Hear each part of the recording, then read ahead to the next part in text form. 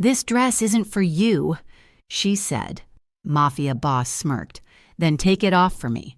The rain in Harborview did not wash the city clean. It only made the grime on the sidewalk slicker and the neon lights of the storefronts blur into long, bleeding streaks of red and blue. Inside the small boutique on 4th Street, the storm was just a muffled drumming against the plate glass, a rhythmic backdrop to the soft snip of scissors and the slide of fabric. Lena Hart was 24 years old, and she was tired. It was 10 o'clock at night. The boutique had closed 3 hours ago. Her feet ached in her sensible work shoes, and her lower back throbbed from standing over the cutting table since early that morning. But she was not going home. Not yet. She stood in front of the tri-fold mirror at the back of the shop, her mouth full of pins. The dress she wore was not finished, but it was alive. It was constructed from a bolt of silver silk she had saved for 3 months to buy, eating instant noodles and skipping bus fares to walk instead just to afford the yardage. It was worth every skipped meal. Lena removed the pins from her lips and placed them on the magnetic wristband she wore like a piece of jewelry. She smoothed the fabric down her hips. The dress was body skimming, designed to move like liquid mercury. It had a high neckline that looked modest at first glance, but dipped into a scandalous, architectural V in the back that stopped just above the dimples of her spine. She turned slightly, checking the silhouette. For a moment, the exhaustion clinging to her bones evaporated. In this dress, she did not look like the girl who worked double shifts. She did not look like the girl drowning in student loans or the one who lived in a drafty apartment with a radiator that hissed but never heated. In the mirror, she looked dangerous. She looked expensive. She looked like someone who mattered. Her phone buzzed violently against the cutting table, shattering the moment. Lena sighed, the spell breaking. She reached for the device, seeing Maya's name flashing on the screen. Maya was her roommate, her best friend, and the only reason Lena ever left the apartment for anything other than work. She swiped to answer, putting the phone on speaker as she carefully unzipped the side of the dress. "Tell me you are not still at the shop." Maya's voice crackled through the speaker, breathless and loud against background noise that sounded like heavy bass and clinking glass. "I'm just finishing up," Lena said, stepping out of the silk pool and reaching for her jeans. "I was working on the silver piece." "Forget the work. You need to get down here. I am at Club Aurelio." Lena paused, her jeans halfway up her legs. "Aurelio. Maya, we cannot afford the cover charge at Aurelio. One cocktail costs $20 there." "We are on the list," Maya squealed, her voice dropping to a conspiratorial whisper. "Don't ask me how, but Tony from the gym knows a guy who knows a promoter. We are VIP tonight, Lena. You have to come. The entire city is here. If you want to sell dresses to people who can actually afford them, this is where you need to be." Lena hesitated. She looked at the silver dress draped over the mannequin. She thought about the stack of bills on her kitchen counter, the looming rent check, the feeling of running on a hamster wheel that never stopped spinning. Maya was right. She needed clients. She needed exposure. She needed a miracle. And miracles rarely happened in empty boutiques at 10 at night. "Give me 30 minutes, Lena said, her voice firming. "And Maya, do not let Tony order the bottle service unless he is paying for it." 40 minutes later, the rain had slowed to a drizzle, but the humidity clung to the air. Lena stood outside Club Aurelio, her trench coat belted tightly over the silver dress. The building was an imposing structure of dark stone and black glass, radiating an aura of exclusivity that usually made Lena want to cross the street to avoid judgment. The bouncer, a man the size of a vending machine, unhooked the velvet rope when she gave her name. She walked in, and the atmosphere hit her like a physical wave. The air inside smelled of expensive cologne, ozone, and chilled champagne.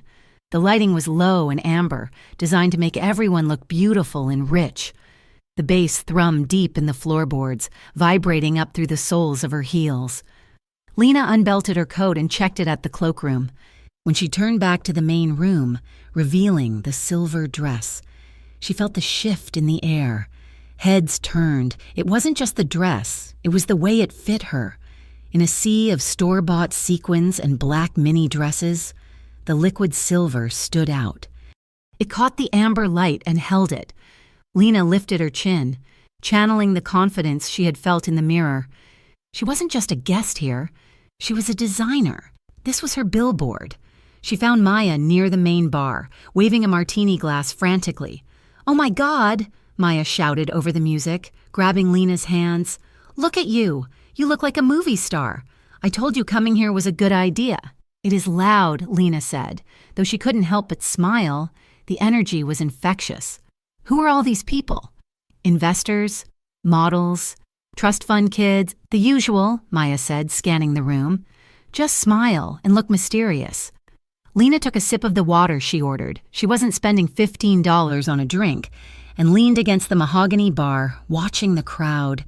She was beginning to relax, letting the music wash over her, when a heavy hand landed on her bare shoulder. She stiffened. The hand was hot and damp.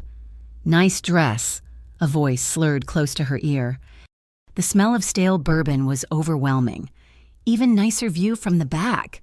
Lena turned. The man was in an expensive suit that strained at the buttons, his face flushed with too much alcohol.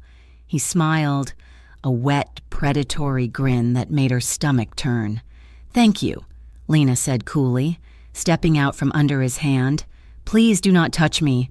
The man laughed, stumbling a step closer, closing the gap she had just created. "Feisty.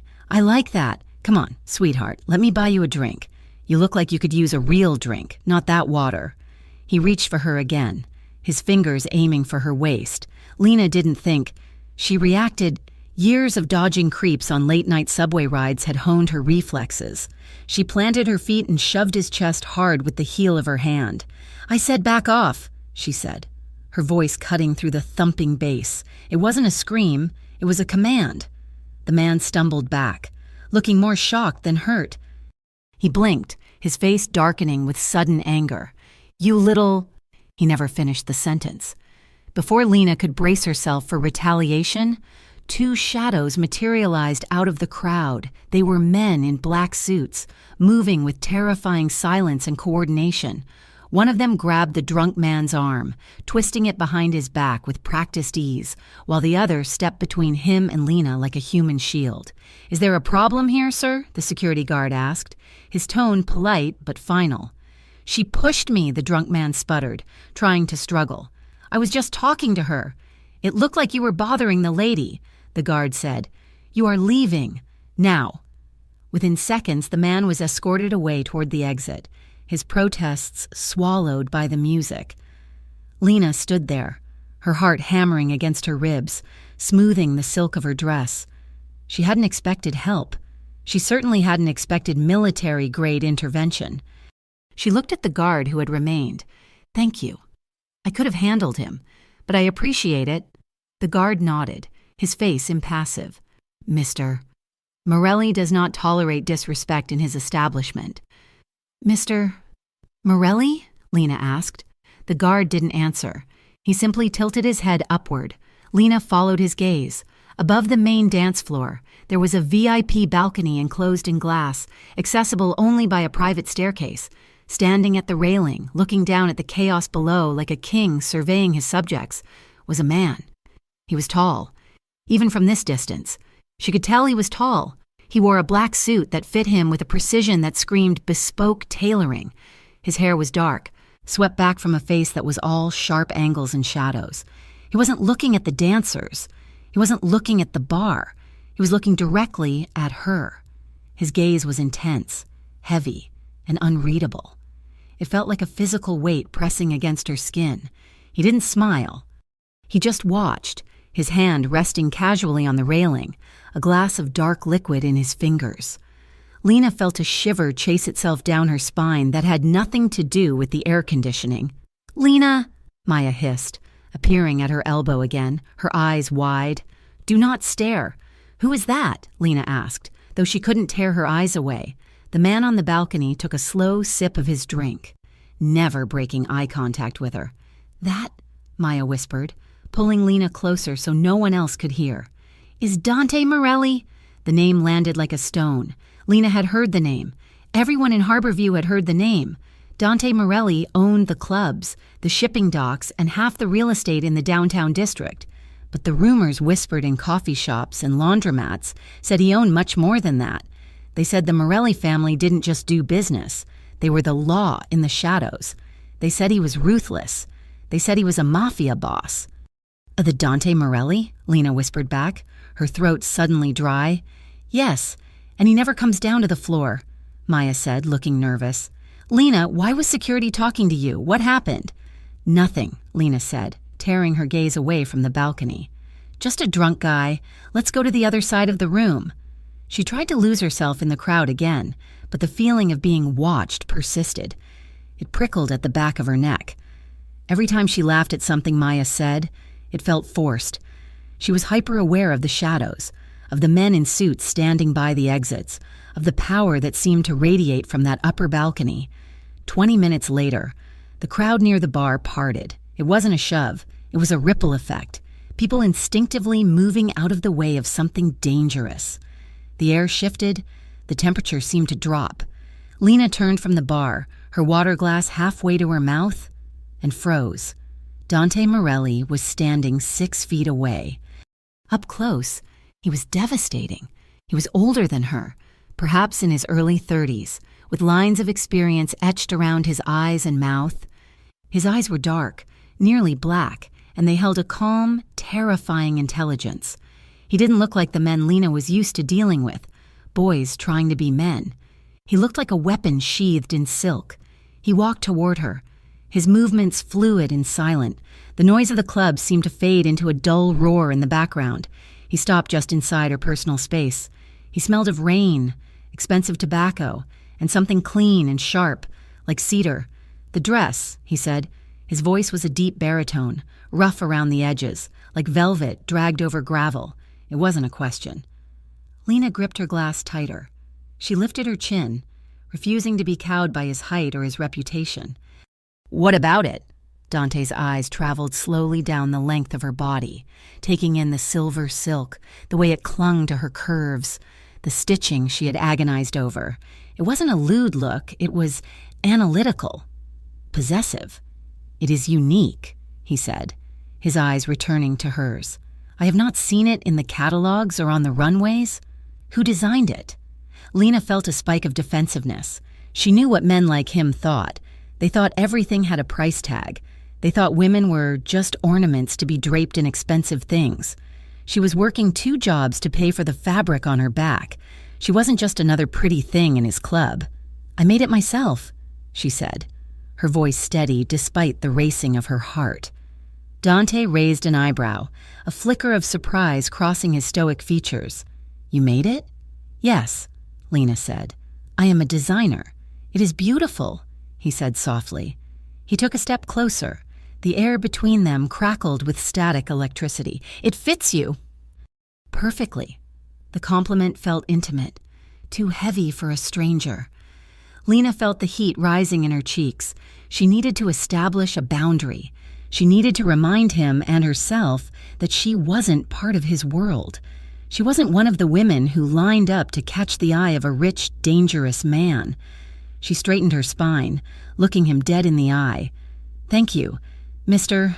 Morelli, but this dress isn't for you. Silence stretched between them, taut as a wire. Dante stared at her. For a second, she thought she had made a mistake. She thought he might be angry. No one spoke to Dante Morelli like that. Then, the corner of his mouth quirked up. It wasn't a smile, it was a smirk. A dark, knowing, arrogant smirk that made her knees feel weak. He leaned in. He moved so close that his chest brushed against her arm, so close she could feel the heat radiating from him. He lowered his head until his lips were inches from her ear. Then take it off for me, he murmured. The words were a shockwave. His tone was low, teasing, but laced with a dark command that sent a jolt of pure adrenaline straight to her core. Lena gasped softly. Stepping back as if she had been burned, she looked at him, her eyes wide. Her face was flaming. She was furious. She was insulted. And God help her, she was breathless. They locked eyes. The air around them felt thick, charged with a sudden, violent chemistry that threatened to consume them both. Lena's heart was hammering a frantic rhythm against her ribs. She felt an undeniable pull, a magnetic force dragging her toward him, toward the danger he represented. She couldn't do this. This was Dante Morelli. This was trouble with a capital T. Lena started, her voice failing her. She cleared her throat, summoning every ounce of her dignity. I am leaving. She didn't wait for his response. She turned on her heel, her hands trembling, and walked away. She moved fast, weaving through the crowd, desperate to get to the exit, desperate to get away from the man who made her feel like she was standing on the edge of a cliff. Dante watched her go. The smirk faded from his lips, replaced by a look of intense focus. He watched the silver dress shimmer as she moved, the way her hair bounced against her back. He hadn't felt a spark like that in years, maybe ever. Boss. Dante didn't look away from Lena's retreating figure. What? 3 o'clock. By the VIP stairs. Dante shifted his gaze slightly. 2 men were standing near the stairs, watching Lena leave. He recognized them immediately. They were low-level runners for the Kovac syndicate, a rival family that had been trying to encroach on his territory for months. They weren't looking at Lena with admiration. They were looking at her with calculation. That is the girl he was talking to, one of the men muttered, loud enough for Dante to read his lips. Pretty thing. Maybe she is useful. A cold, icy rage flooded Dante's veins. It was instant and lethal. His hands curled into fists at his sides. Nico, Dante said, his voice dropping to a deadly calm. His head of security appeared instantly at his side. Yes, boss. The girl in the silver dress, Dante said, his eyes tracking the Kovac men who were now moving toward the exit, following Lena. Make sure she gets home. Do not let anyone touch her. Understood, Nico said. He tapped his earpiece and vanished into the crowd. Dante stood alone in the middle of the club, the music pounding around him. But all he could see was the memory of her defiant eyes. This dress isn't for you. We will see about that, he whispered to the empty air. Outside. The rain had started again. It was coming down in sheets now, cold and unrelenting. Lena fumbled with her keys in the dark parking lot. Her hands were shaking so badly she dropped them into a puddle. Damn it, she hissed, crouching down to retrieve them. The water soaked through her shoes instantly. She felt exposed out here. The adrenaline from the encounter inside was fading, leaving her jittery and anxious. The streetlights in the parking lot were flickering, casting long, jumping shadows. She grabbed her keys and stood up, hurrying toward her beat-up sedan. A dark sedan with tinted windows rolled slowly down the aisle behind her. Lena's heart jumped into her throat. She quickened her pace, clutching her keys like a weapon between her knuckles. The car slowed, matching her speed. Panic flared in her chest. She remembered the rumors about the club. She remembered the way Dante had looked at her. Had she insulted him? Was this payback? Or was it just random danger in a city full of it? She reached her car door, jamming the key into the lock. The dark sedan stopped 10 feet away. The doors started to open. Lena froze. Her breath caught in a scream she couldn't release. Suddenly, a massive black SUV screeched around the corner, cutting off the sedan. Its tires squealed on the wet asphalt as it slammed to a halt between Lena and the other car. The back door of the SUV flew open, and Nico stepped out. He was holding a large black umbrella, ignoring the rain soaking his suit. He looked at the sedan, his expression hard as stone. The sedan hesitated for a second, then reversed rapidly, tires spinning, and sped away into the night. Lena stood pressed against her car door, shivering violently. Nico turned to her, his face softened slightly, though he still looked dangerous. He walked over and held the umbrella over her head, shielding her from the downpour. Miss Hart, Nico asked. Lena nodded, unable to speak. Mr. Morelli sent me, Nico said, his voice deep and rumbling over the sound of the rain. He wanted to ensure you arrived home safely. Lena stared at him. She looked at the taillights of the fleeing sedan, then back at the imposing man holding an umbrella over her like she was royalty. She should be terrified. A crime boss had just sent his enforcer to track her down. It was an invasion. It was controlling. It was exactly the kind of thing she should run from. But as the cold rain lashed around them and she stood dry beneath the black canopy, Lena felt a traitorous sensation bloom in her chest. She was safe. "Thank you," she whispered, the words lost in the storm. Nico nodded once. "I will follow you to your apartment. Drive safe." He stepped back, waiting for her to get into her car. As Lena slid into the driver's seat and locked the doors, she looked in the rearview mirror. The black SUV was waiting, its headlights cutting through the darkness. She touched her ear, where Dante's breath had ghosted against her skin. "Then take it off for me." She put the car in gear, her hands gripping the wheel. She had gone to the club to find a client. Instead, she had found something much more complicated. And as she pulled out onto the wet street, with the Mafia's protection trailing behind her, Lena knew one thing for certain. Her life had just changed forever. The morning sun that filtered through the front window of the boutique was pale and watery, offering little warmth to counter the chill that had settled into Lena's bones. She stood behind the counter, clutching a cup of lukewarm coffee, her eyes scanning the ledger open before her. The numbers were grim. Rent for the shop was due in 3 days, and the student loan notices piled on her kitchen table were becoming increasingly urgent. The bell above the door chimed, shattering the quiet morning haze. Lena looked up, expecting Mrs. Gable coming for her hemmed trousers. Instead, the man who stepped inside made the small, cluttered shop feel suddenly claustrophobic. He was not Mrs. Gable. He was tall, broad-shouldered, and dressed in a charcoal suit that cost more than Lena's car. He had the kind of face that belonged on a statue, hard, impassive, and polite in a way that felt like a warning. "Good morning," the man said. His voice was smooth, lacking the rough edge of the bouncers from the night before, but it carried the same weight of authority. "Miss Hart." Lena set her coffee down, her instincts flaring. "Yes, can I help you?" "My name is Marcus," he said, stepping forward but stopping a respectful distance from the counter.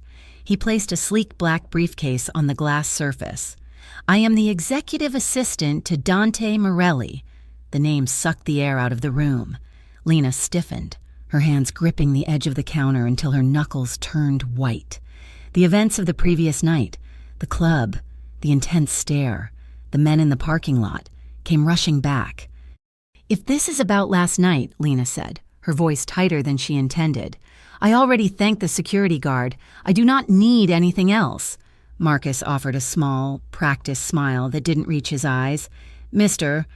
Morelli was impressed by your work. Specifically, the dress you were wearing."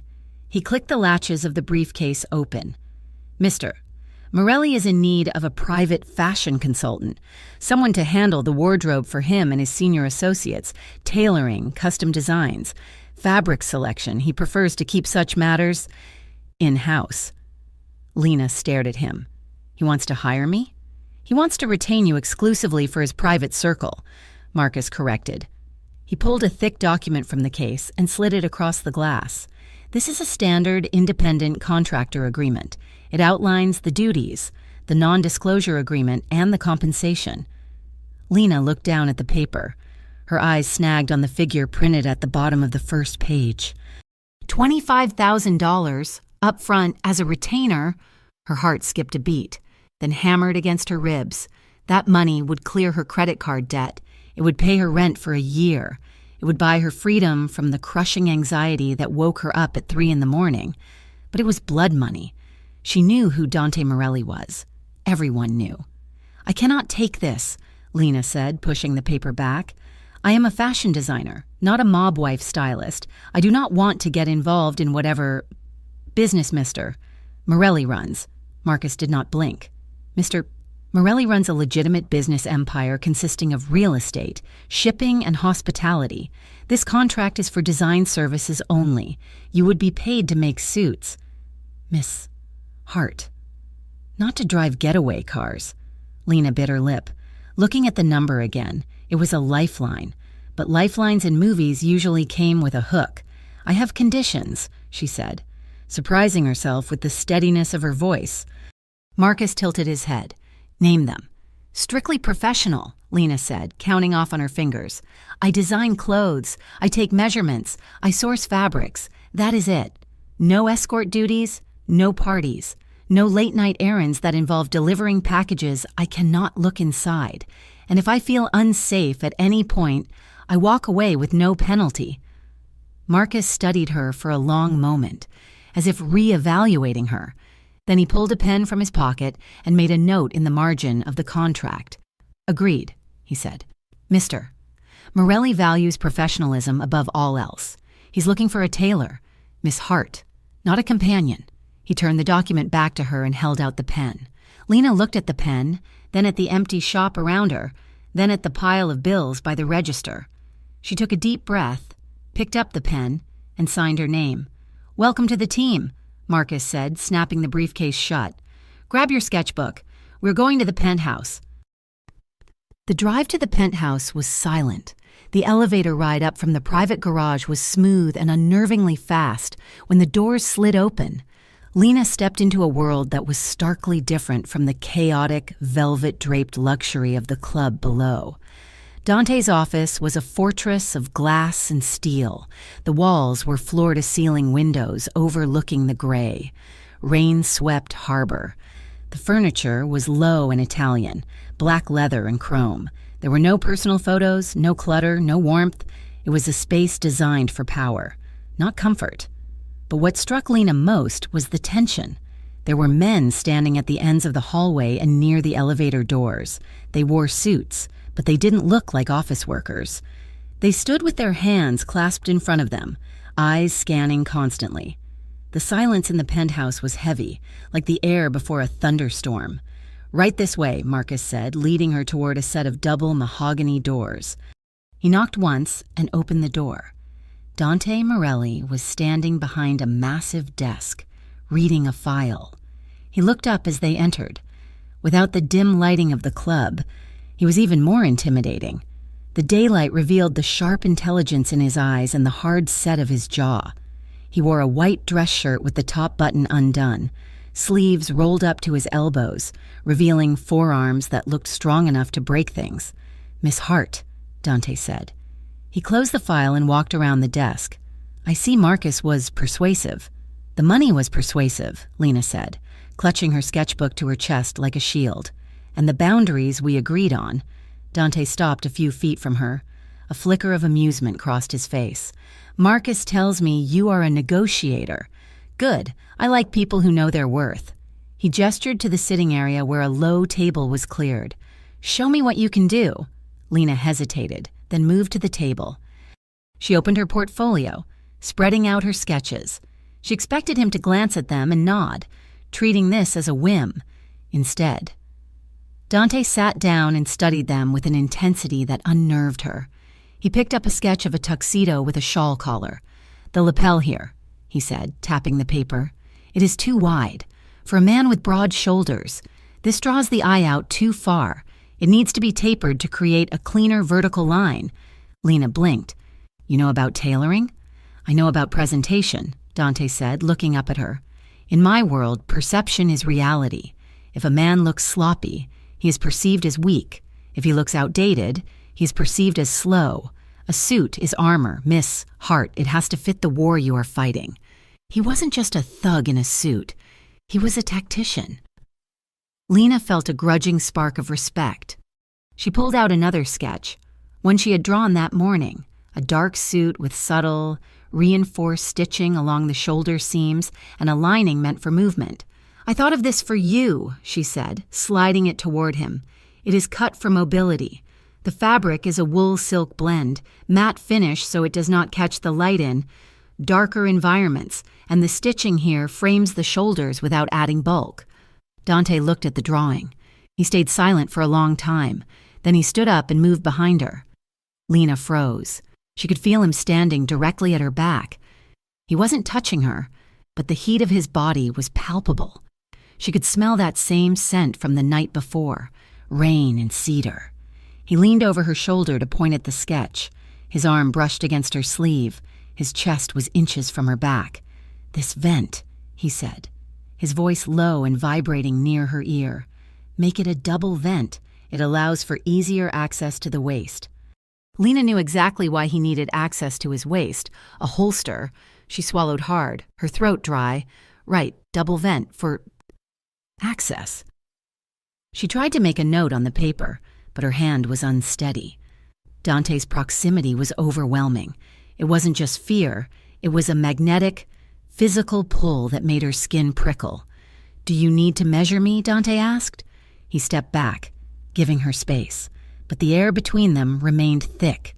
"Yes," Lena said, her voice sounding breathless to her own ears. "I need your measurements if we are going to start." She pulled her yellow measuring tape from her bag. Dante stood in the center of the room, near the window. He held his arms out slightly. Lena approached him. She had measured hundreds of men, clients, models, mannequins.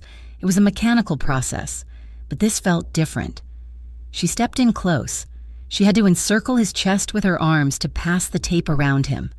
She moved tentatively, bringing the tape around his back. For a second, her chest was inches from his.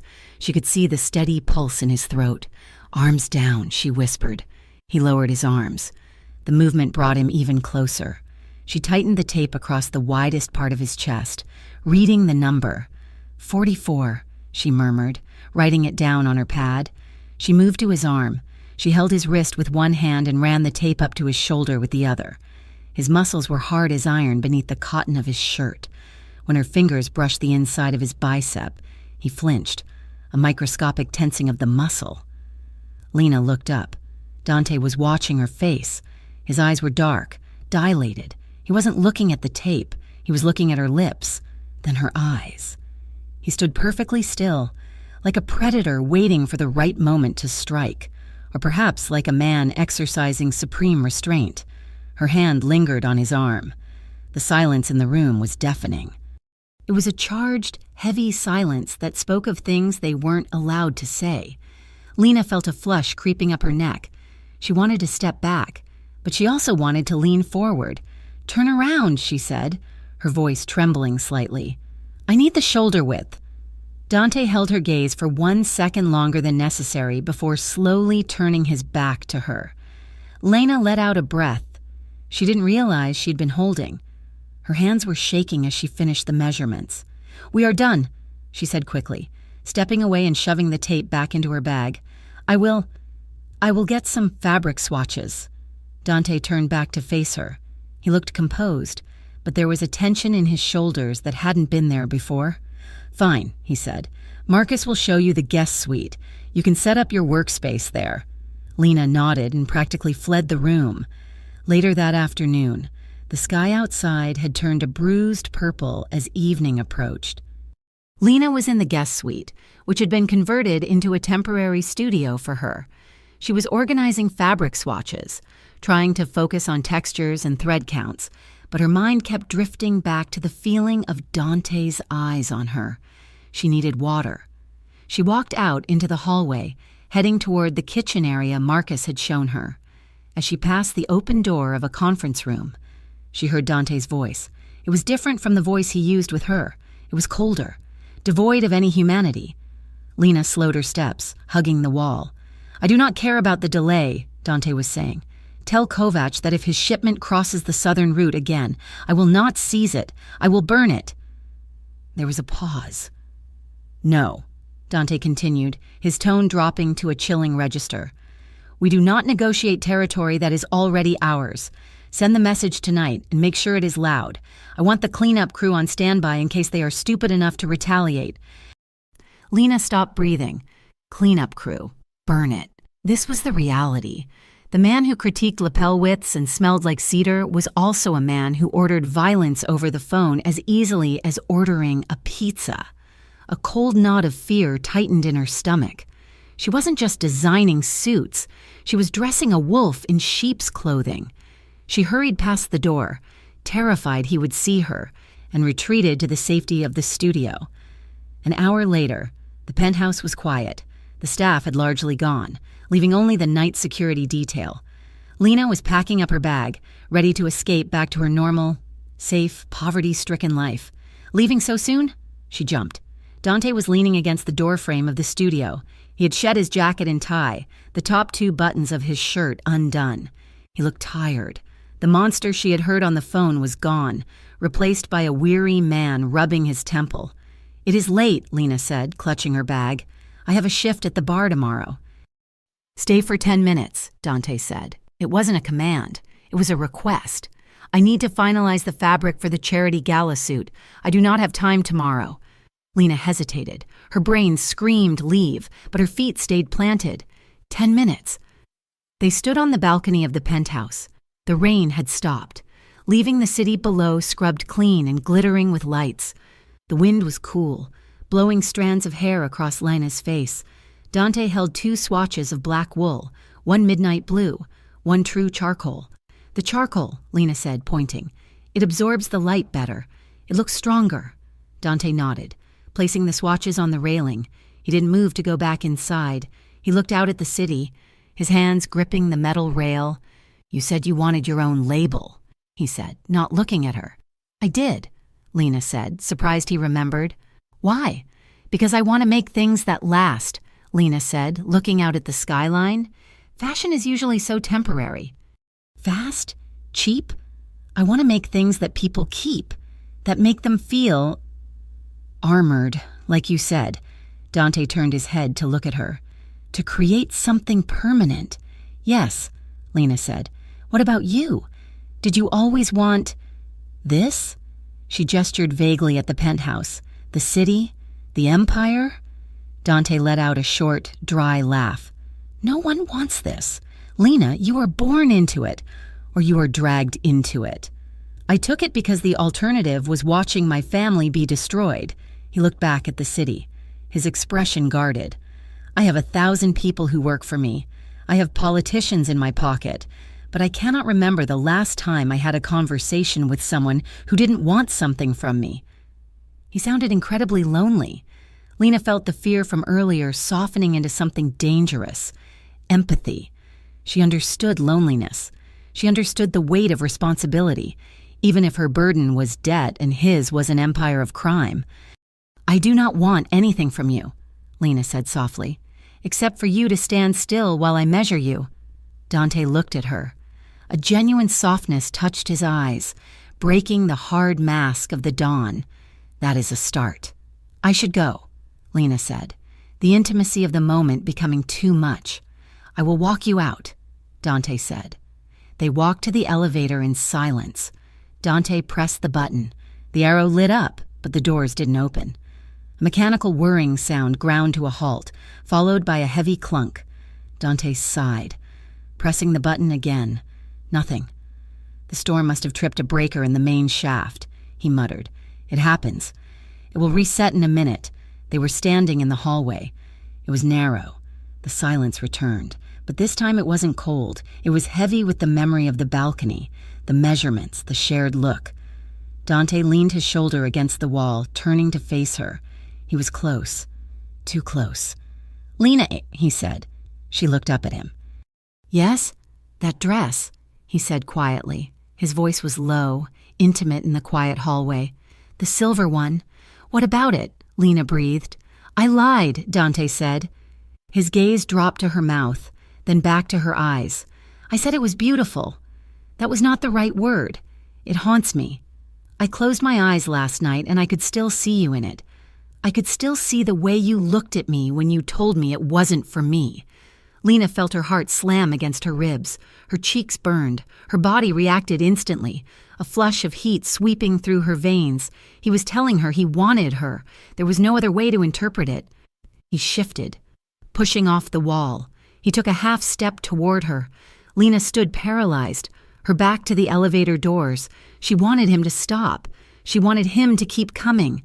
"Dante," she whispered, a warning and a plea. He stopped inches from her. He reached out, his hand hovering near her face as if he wanted to tuck a strand of hair behind her ear. His fingers were trembling slightly. "Tell me to stop," he murmured. Before Lena could answer, before she could decide if she wanted to be safe or reckless, the elevator bell dinged loudly. The door slid open with a cheerful swoosh. The spell shattered. Dante's hand dropped to his side instantly. His mask slammed back into place. He stepped back, gesturing to the open car. "Good night, Lena," he said, his voice flat and controlled. Lena stumbled backward into the elevator. She pressed the lobby button with a shaking finger. As the doors slid shut, she saw Dante standing in the hallway, watching her with eyes that burned with unfulfilled hunger.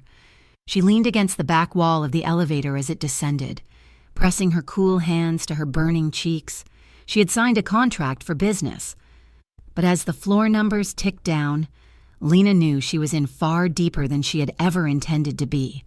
Over the next 3 weeks, the definition of the word job began to stretch until it was almost unrecognizable. Dante Morelli did not just need a tailor.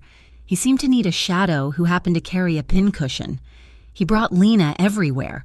It started with a private poker game at a penthouse in the financial district, where he claimed one of his lieutenants had popped a button on his jacket.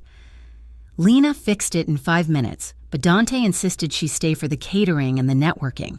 Then it was a ribbon-cutting ceremony for a new shipping terminal, where he introduced her to the mayor's wife as his personal image consultant. She was gaining clients. Her bank account, which had hovered near zero for 5 years, now held a number that made her dizzy. She had paid off her student loans. She had paid her rent for 6 months. She had even bought a new sewing machine, a high-end industrial model she had coveted since design school. But with every event, every introduction, and every lingering glance across a crowded room, Lena felt herself being woven tighter into the fabric of Dante's life. It was seductive. Not just the money, but the man himself. She saw the way he commanded a room without raising his voice. She saw the way he protected his people. And she saw the way he looked at her when he thought she wasn't paying attention, like a man starving in sight of a feast he wasn't allowed to touch. Then came the Founders Gala. It was the most exclusive charity event of the year, held at the Harborview Museum of Art. Tickets cost $5,000 a plate. The guest list was a mix of old money, new tech billionaires, and the kind of powerful, shadowy figures who ran the city from behind closed doors. Dante had told her she needed to attend a network. He said there would be wives of senators and actresses there who needed gowns. It was a business opportunity. But as Lena stood in front of the mirror in her apartment, smoothing the fabric of her newest creation down her hips, she knew this wasn't just about business. The dress was a weapon. She had designed it specifically for this night. It was made of a heavy, matte crepe fabric in a shade of black so deep it seemed to absorb the light. The front was deceptively simple. A high halter neck that left her shoulders bare, but the back plunged dangerously low, exposing her spine all the way to her waist, and the skirt featured a slit that climbed high up her left thigh, revealing a flash of skin with every step. It was bold, it was elegant, it was a challenge. Maya leaned against the doorframe of Lena's bedroom, whistling, low and long. "Okay," Maya said, crossing her arms. "You are not going there to network. You are going there to give Dante Morelli a heart attack." "I am going to sell dresses," Lena said, applying a coat of dark red lipstick in the mirror. Her hand was steady, though her stomach was doing somersaults. "Right," Maya laughed, "and I am the Queen of England. Be careful, Lena. You look like a Bond girl, and Bond girls usually get shot at." "Do not joke about that," Lena said, grabbing her clutch. But a shiver of unease traced down her spine. The museum was transformed. The great marble hall was filled with round tables, crystal centerpieces, and a live orchestra playing soft jazz. The air smelled of expensive perfume and roasted duck. When Lena walked in, she felt the familiar weight of imposter syndrome. She didn't belong here. She was a bartender. She was a shop girl. These people had summer homes in places she couldn't even spell. Then she saw him. Dante was standing near the center of the room, talking to a gray-haired man who looked like a judge. Dante wore a tuxedo that Lena had tailored for him 3 days ago. It fit him like a second skin, emphasizing the width of his shoulders and the taper of his waist. As if he sensed her arrival, Dante stopped talking mid-sentence. He turned. His eyes found her instantly across the sea of people. The room seemed to go quiet. The chatter of the guests faded into a dull hum. Dante stared at her. His gaze started at her face, traveled down the long, elegant line of her throat, swept over the black dress, lingered on the slit in the skirt, and then returned to her eyes. It was a look of raw, unadulterated hunger. It made Lena feel stripped bare, yet completely armored. She felt powerful, knowing she had captured the attention of the most dangerous man in the room. And she felt vulnerable, knowing that if he crooked his finger, she would walk to him. He said something to the judge, excused himself, and walked toward her. He moved with that predatory grace that cleared a path without him having to say a word. "Lena," he said when he reached her. His voice was rougher than usual. "Dante," she replied, tilting her head. "Is the suit comfortable? No pulling at the seams?" "The suit is fine," he said, dismissing his own attire.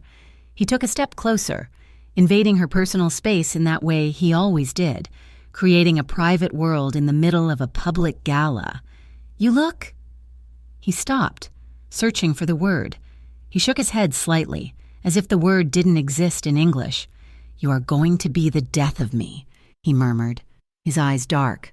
Lena felt a flush of heat rise in her chest. "I thought you wanted me to attract clients." "I've changed my mind," Dante said, his jaw tightening. "I do not want anyone else looking at you." The orchestra shifted tempo, beginning a slow, sweeping waltz. "Dance with me," Dante said. It wasn't a question. He held out his hand. Lena hesitated for a fraction of a second. This was public. This was a declaration. If she took his hand, she wasn't just the tailor anymore. She was with him. She placed her hand in his. His palm was warm and calloused, a stark contrast to the smooth, manicured hands of the other men in the room. He led her to the dance floor. He placed one hand on her waist, his fingers splaying wide against the exposed skin of her lower back. The touch was electric. Lena gasped softly, the contact sending a jolt straight to her core. His skin against hers felt like a brand. He took her other hand, interlacing their fingers, and pulled her close. They moved together. Dante led with effortless confidence, guiding her through the steps. They didn't speak. They didn't have to. The conversation was happening in the pressure of his hand on her waist, in the way she leaned into his frame, in the way their thighs brushed against each other with every turn. It felt intimate. It felt like they were the only two people in the universe. Lena looked up at him, and for the first time, she didn't see the crime boss. She saw a man who looked at her as if she was the only thing that made sense in a chaotic world. When the music ended, neither of them pulled away immediately. They stood there, breathing in sync, until the applause of the room broke the trance. "Come with me," Dante whispered. He led her away from the ballroom, down a quiet corridor lined with Renaissance paintings, until they reached a secluded alcove near a balcony door. The noise of the party was distant here, a muffled roar. Dante turned to her, his expression intense. "I have not been able to focus on anything all night. Just you, walking in that door. It is just a dress, Dante," Lena said, trying to keep her voice steady, though her heart was pounding. "It is not the dress," Dante said. He stepped closer, trapping her gently between his body and the wall. "It is you. It is your smart mouth. It is the way you looked at me in the club that first night. I cannot get it out of my head." Lena looked down, her defenses crumbling. "I do not understand it. You could have anyone. Models, actresses, women who know how to play this game. I am just ordinary. I pay rent late. I eat cereal for dinner. I am nobody." Dante reached out and tilted her chin up with 2 fingers, forcing her to look at him. His eyes were searching hers, fierce and tender all at once. "There is nothing ordinary about you. Lena," he said softly, "you walked into my club and told me no. Do you know how rare that is? You do not look at me and see a bank account or a monster. You look at me. And the way you walk into a room, you do not act impressed by me. That makes you the most extraordinary woman I have ever met." Lena's breath hitched. They were so close now. His face hovered inches from hers. She could feel the warmth of his breath on her lips. She could smell the cedar and the faint scent of champagne. The air between them was thick, heavy with unspoken desire. She wanted him to kiss her, She wanted it more than she had ever wanted anything. She leaned in, her eyelids fluttering shut. "Boss." The sharp voice shattered the moment like a rock through a window. Dante pulled back instantly, his body shifting from lover to protector in a nanosecond. He turned to face the intruder. It was Nico, his head of security. Nico looked pale, his earpiece in his hand. "What is it?" Dante demanded, his voice ice cold. "We have a situation," Nico said urgently. "Intel says Kovac is moving on the south side, but we just spotted a spotter car outside. Here, we need to move. Now." Dante cursed under his breath. He turned to Lena, his face hard. "We are leaving." He didn't wait for an argument. He grabbed her hand, his grip tight, and pulled her toward the side exit. The romantic haze was gone, replaced by sharp, adrenaline-fueled reality. They burst out of the side doors into the cool night air. The valet stand was 50 yards away.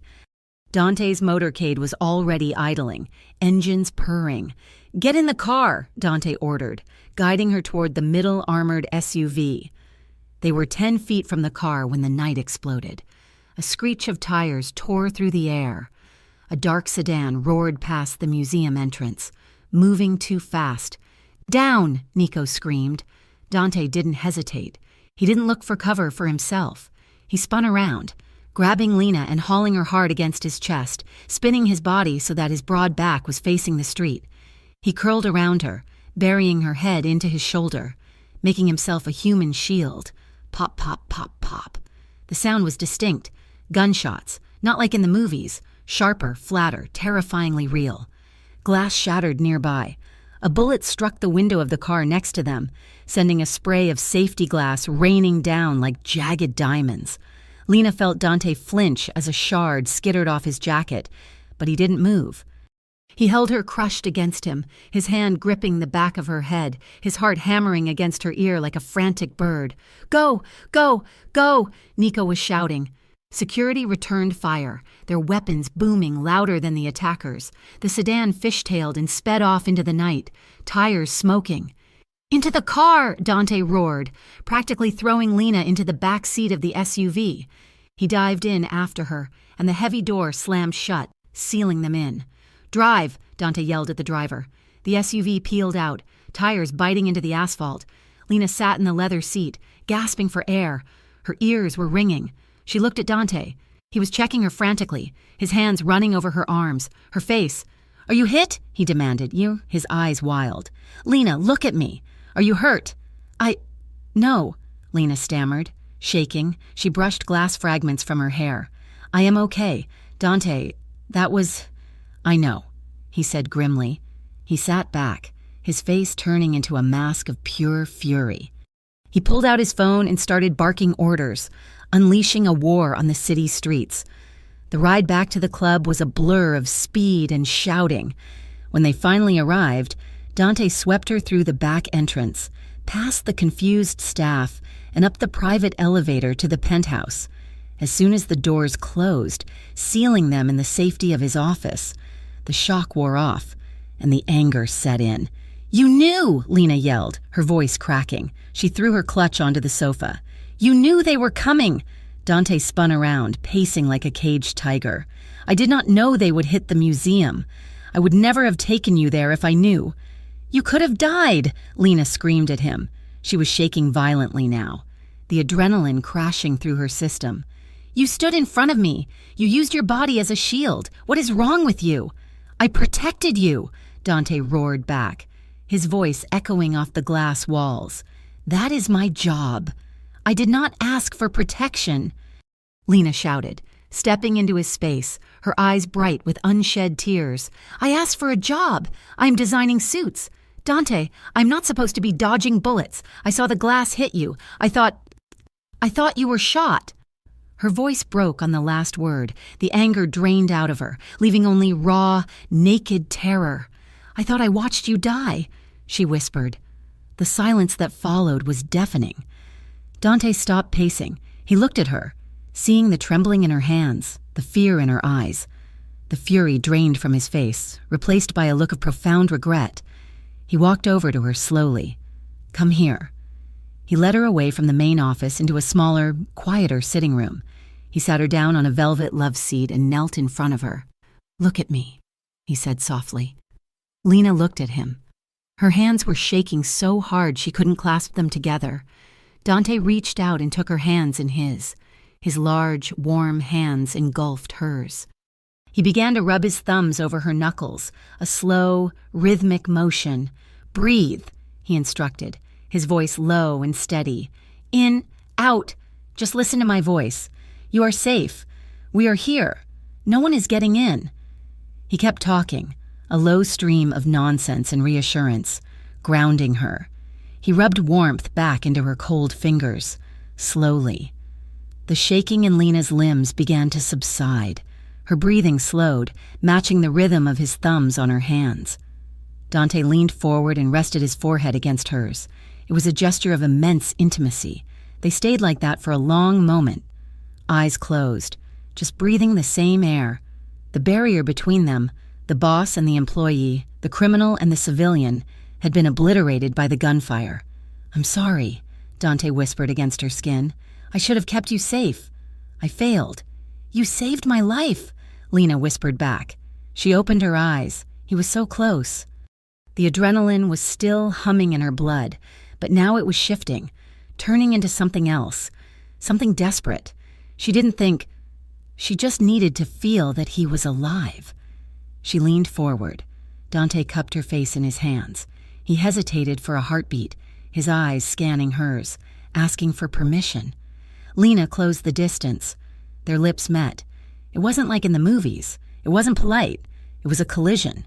It was the taste of fear and relief and months of pent-up longing. Dante groaned low in his throat. His lips were soft at first, testing. But when Lena responded, pressing into him, he lost control. The kiss turned urgent, deep, and consuming. He tasted of scotch and mint.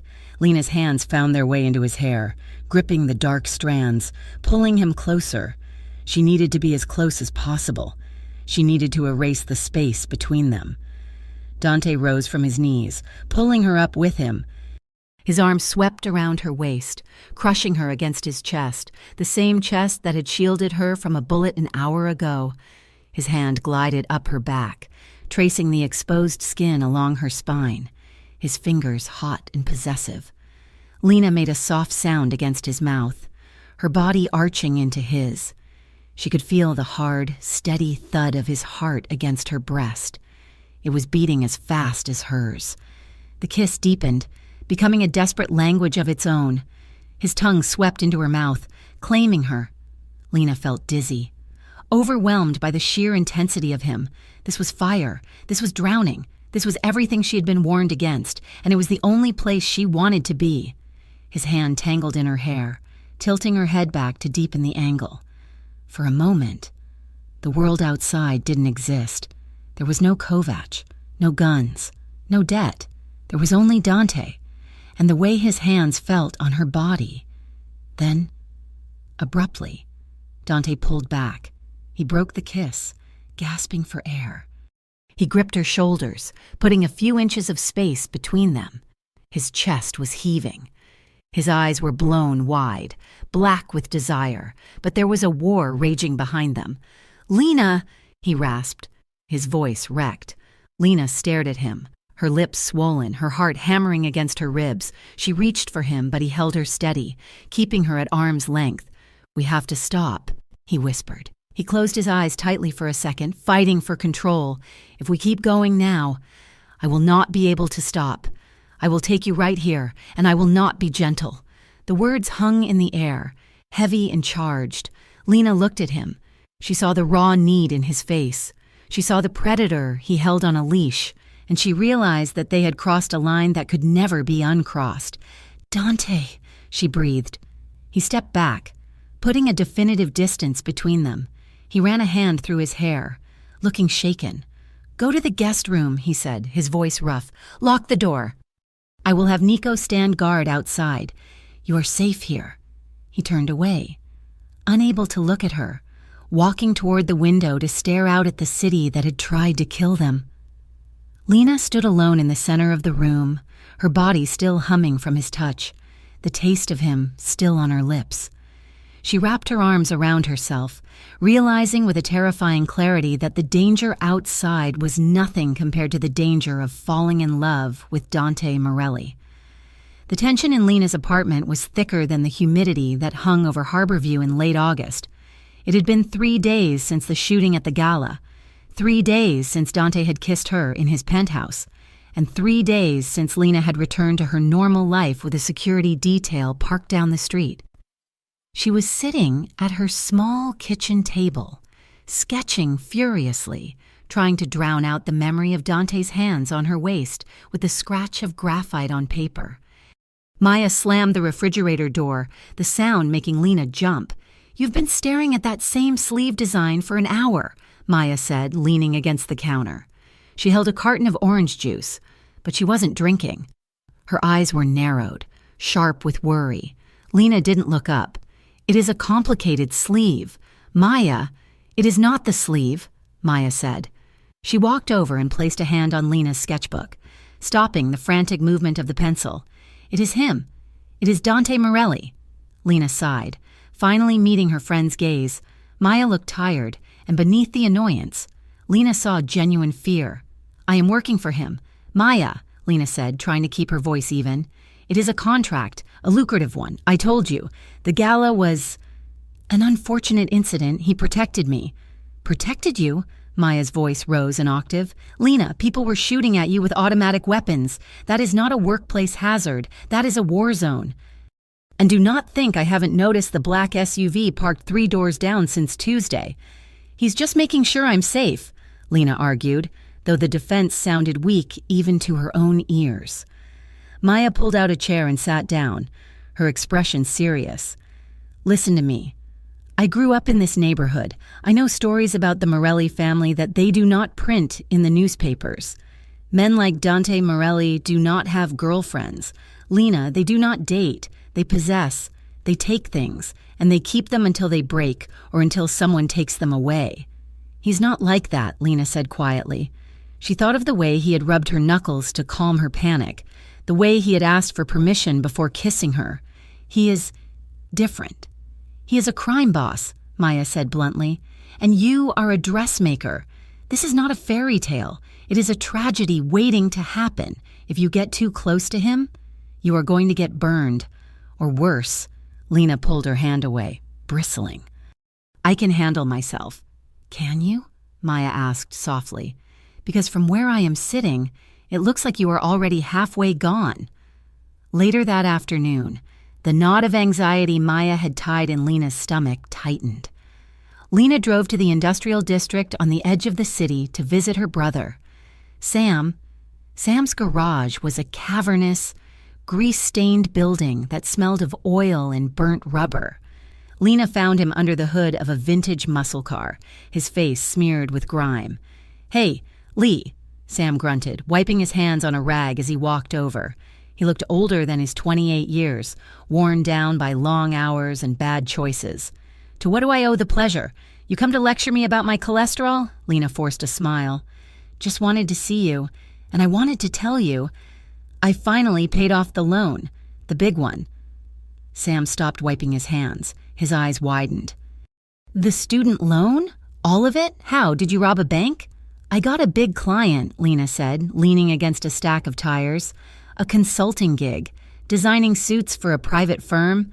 "That is great, Lee," Sam said, a genuine smile breaking through the grime. "Who is the firm? Maybe I can get them a discount on fleet maintenance." "It is Morelli Enterprises," Lena said casually. The rag dropped from Sam's hand. The color drained from his face so fast it looked like he was about to faint. He took a stumbling step back, hitting the fender of the car. "Sam?" Lena asked, alarmed. "What is wrong?" "Morelli?" Sam whispered.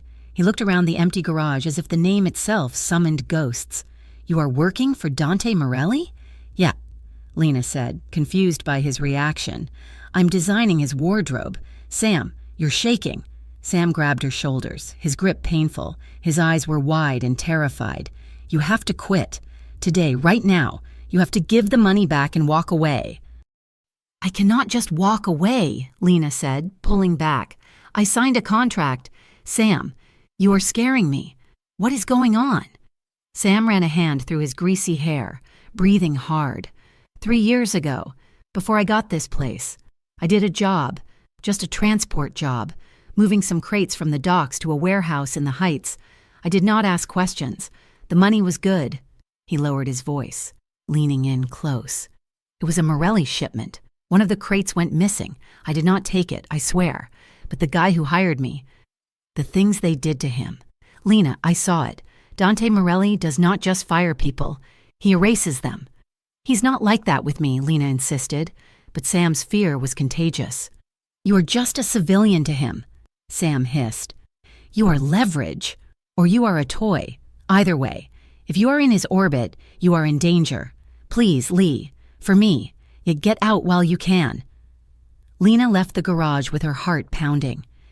She wanted to dismiss Sam's warning as paranoia, but she couldn't forget the cold, deadly voice she had heard Dante use on the phone in his office. Burn it? While Lena battled her doubts, the atmosphere inside Club Aurelio was turning poisonous. Dante sat in his office, reviewing the security footage from the gala. He had watched the moment of the attack a dozen times, analyzing the angles, the response time, the way he had instinctively thrown his body over Lena's. Nico stood by the window, watching the street below. The Kovac crew is getting bold, Nico said. Hitting us at a charity event is a statement. They think we are distracted. They will regret that thought, Dante said, his voice flat. Boss, Nico said, turning to face him. He hesitated. Nico had been with Dante since they were teenagers running numbers on the corner. He was the only one allowed to speak freely. They might be right. About the distraction. Dante looked up, his eyes narrowing. Explain. The girl, Nico said. Lena. You are spending a lot of time with her. You took her to the gala. You put yourself in the line of fire for her. People are noticing. And in our world, noticing is the first step to exploiting. She is my tailor, Dante said, closing the laptop with a snap. She is a liability, Nico corrected gently. If you care about her, you are giving Kovac a target. If you do not care about her, then you are wasting resources protecting her. Dante didn't answer. He couldn't tell Nico that the thought of anything happening to Lena made his blood run cold in a way that losing a shipment never did. In the shadows of the outer office, another man was listening. Rocco was one of Dante's lieutenants, a man with a sharp smile and eyes that never stayed still. He'd been passed over for promotion twice. He watched Dante through the crack in the door, noting the tension in the boss's shoulders, the way he touched the spot on his desk where Lena usually sat. Rocco checked his phone. He had a contact in the Kovac organization, a contact who paid well for information. A weakness, Rocco murmured to himself, a cruel smile touching his lips. Finally, 2 days later, the pressure in the city became too much. Dante decided he needed to move Lena. The penthouse was secure, but it was also a fortress of glass, and he could feel the eyes of the city on it. He took her to a safe house an hour north of Harborview. It was a modern, architectural marvel of concrete and wood, hidden deep in the forest overlooking a river. It was quiet, secluded. I need you to finish the designs for the associates' wives, Dante told her as they walked in, and I need to work on the counter strategy for Kovac without interruptions. We will stay here for 2 days. Lena agreed, though she was quiet during the drive. The warnings from Maya and Sam were still ringing in her ears, but the isolation of the safe house had a strange effect. Without the noise of the club, the constant stream of guards, and the pressure of the city, the tension between them began to shift. It started in the kitchen. It was 7 in the evening. The house was silent except for the wind in the trees. Dante had dismissed the staff, keeping only a perimeter guard outside. Lena was trying to make toast and eggs, realizing too late that she didn't know how to work the high-tech industrial toaster. Smoke began to billow from the slots. "Oh no," Lena gasped, frantically trying to find the eject button. Dante walked into the kitchen, drawn by the smell. He saw Lena waving a towel at the smoking appliance. "Is this an assassination attempt?" he asked, his voice dry. "It is the toaster." Lena coughed, laughing despite herself. It has more buttons than a spaceship. I just wanted some carbohydrates. Dante walked over, reached past her, and hit a hidden release catch. The charred remains of the bread popped up. He was standing right behind her. As he reached for the toast, his chest brushed against her shoulder. It was a casual, domestic contact, but it sent a spark through the kitchen that was hotter than the burnt bread. Lena froze. Dante didn't move away immediately. He stayed there, boxing her in against the counter. "I can cook," Dante said near her ear. "My mother insisted I learn. She said a man who cannot feed himself is useless." Lena turned to look at him. He was smiling. It wasn't the dark, arrogant smirk he wore at the club. It was a genuine, slightly amused smile that crinkled the corners of his eyes. "You can cook?" Lena asked, raising an eyebrow. "Pasta?" "Carbonara," Dante said. "Real carbonara? No cream. Just eggs, cheese, and guanciale." They cooked together. It was surreal. The feared Mafia boss chopping parsley with surgical precision, while Lena grated cheese. They moved around the island in a dance of domesticity, shoulders brushing as they reached for the salt, fingers touching when he handed her a plate. They ate at the counter, laughing about the burnt toast. For an hour, the guns and the threats didn't exist. There was just a man and a woman in a kitchen, enjoying the simple intimacy of being alone. After dinner, the mood deepened. Dante put on some music, a slow, soulful jazz record that filled the high-ceilinged room. Lena went to the garment rack she had brought, pulling out a prototype dress she had been working on.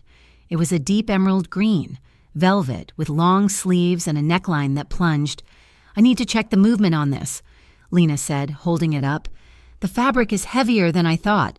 "Put it on," Dante said.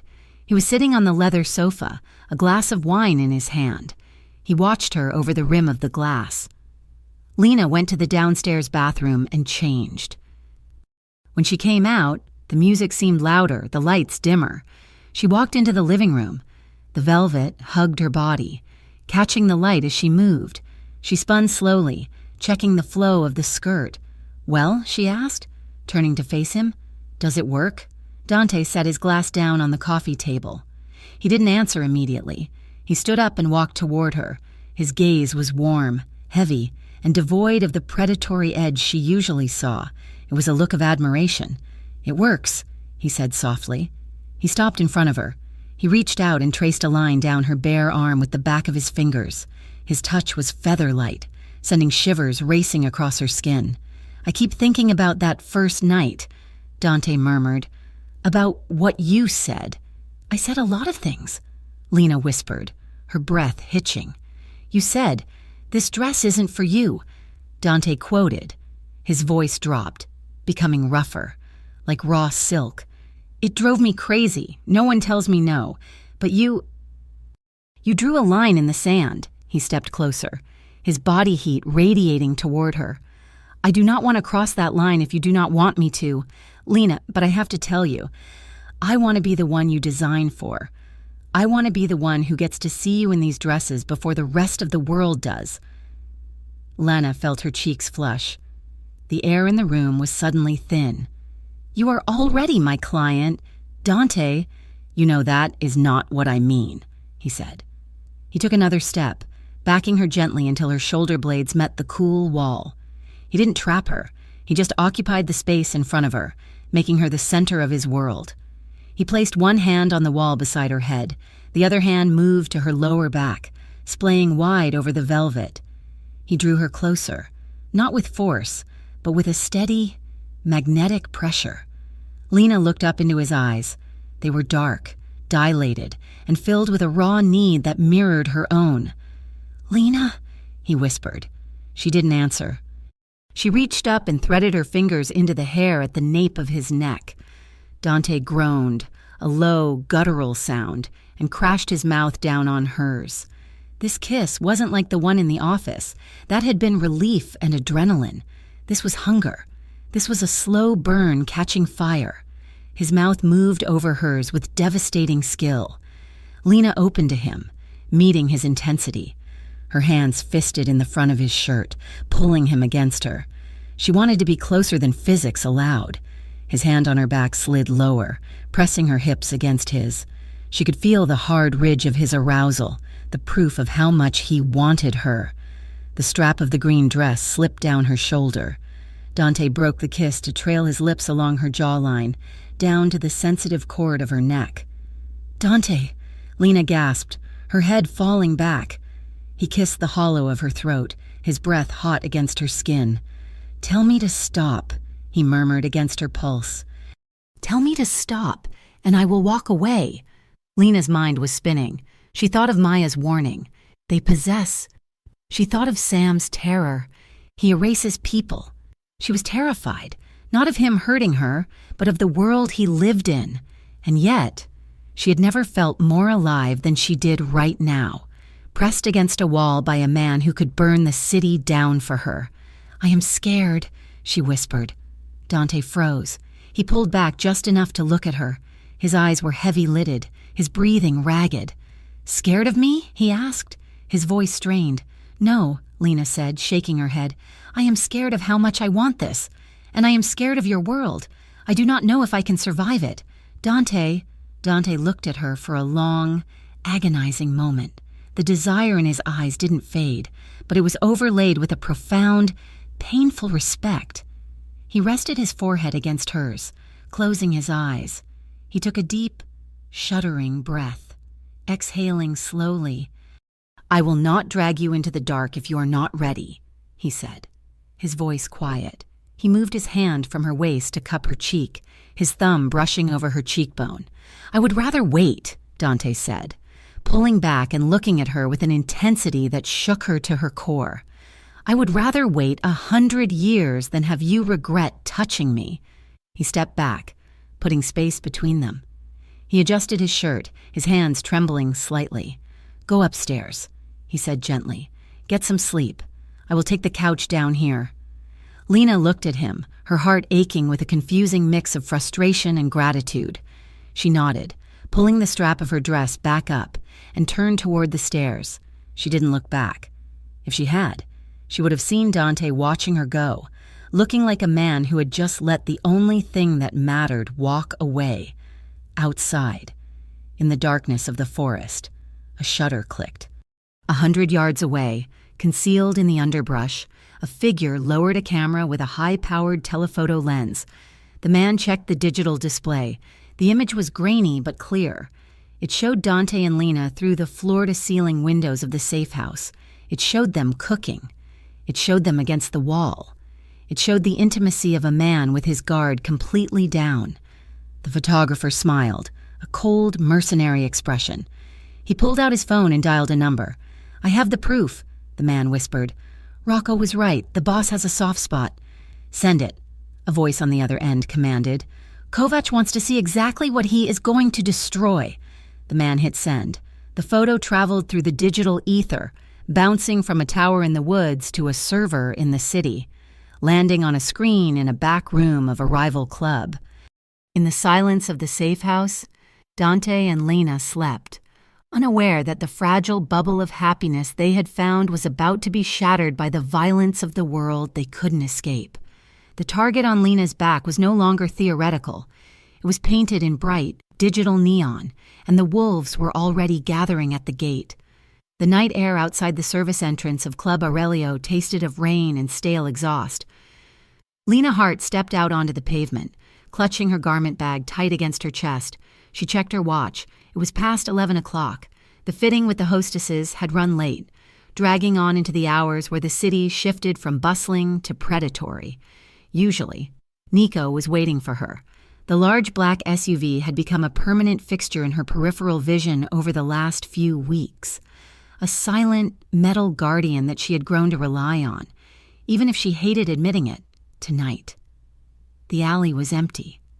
Lena frowned, pulling her phone from her pocket. She tapped out a text to Nico. "I am out back. Where are you?" The message sat as delivered but not read. She chewed on her lower lip. It was not like Nico to be late. He treated Dante's orders with the reverence of religious scripture, and Dante's orders were that Lena was never to be left unguarded.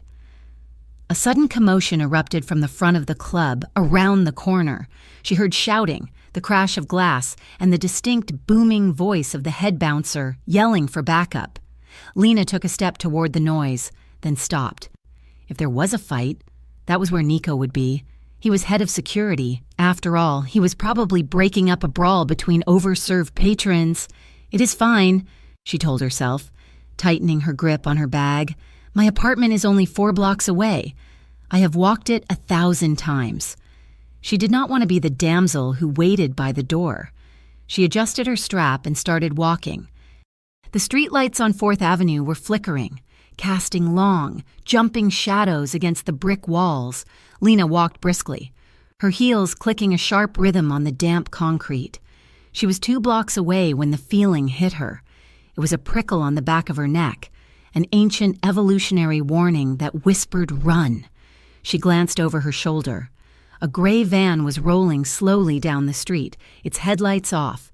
Lena's heart skipped a beat. She quickened her pace, her fingers digging into the fabric of her bag. The van accelerated. The engine growled, a low, mechanical threat. She was not going to make it to her building. Panic flared, hot and bright. Lena dropped the garment bag and broke into a run. She sprinted toward the corner, aiming for the lights of the convenience store down the block. The van surged forward, tires mounting the curb to cut her off. The side door slid open with a harsh metal rasp before the vehicle had even stopped moving. 2 men jumped out. They were dressed in dark, heavy coats, their faces obscured by ski masks. "No!" Lena screamed, the sound tearing from her throat. She did not freeze. She did not beg. She fought. When the first man lunged for her, she swung her heavy purse with all her strength, the metal buckle catching him in the side of the head.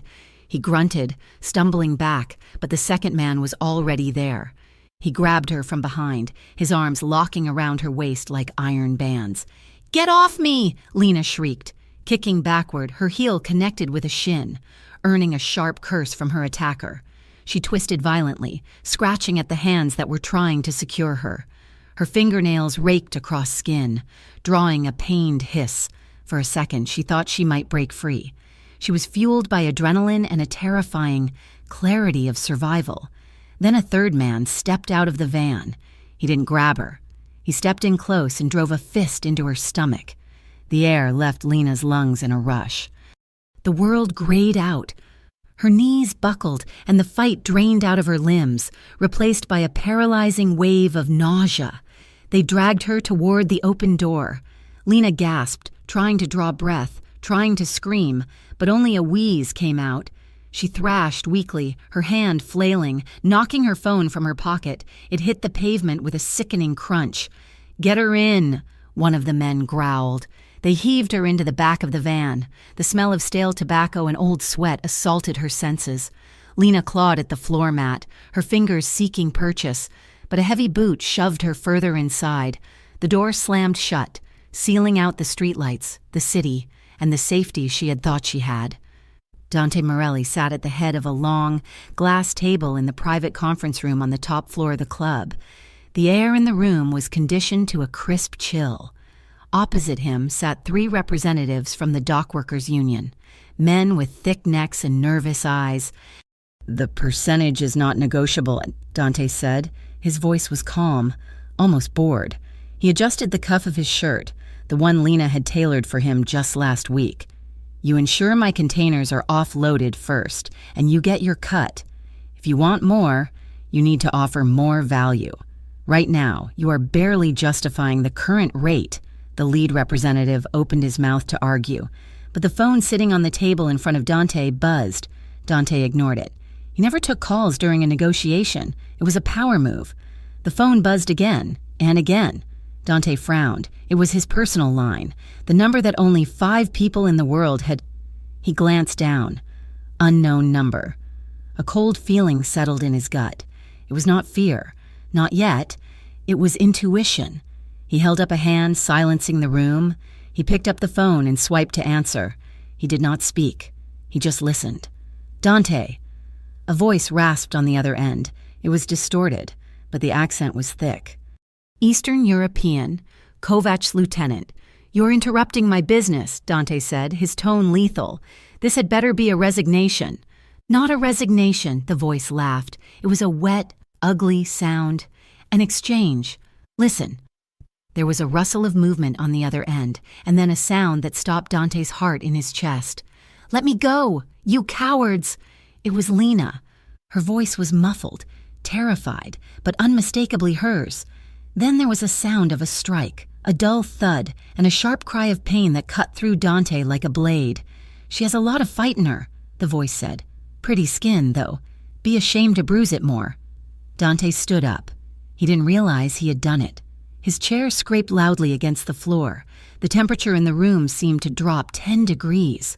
"If you touch her again," Dante said, his voice dropping to a whisper that was louder than a scream, "I will peel the skin from your bones." "Empty threats, Morelli," the lieutenant sneered. "Here is the deal.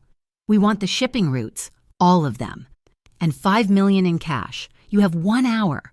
If we do not hear from you, we start sending pieces of the dressmaker back to you in envelopes." The line went dead. For 1 second, there was absolute silence in the conference room.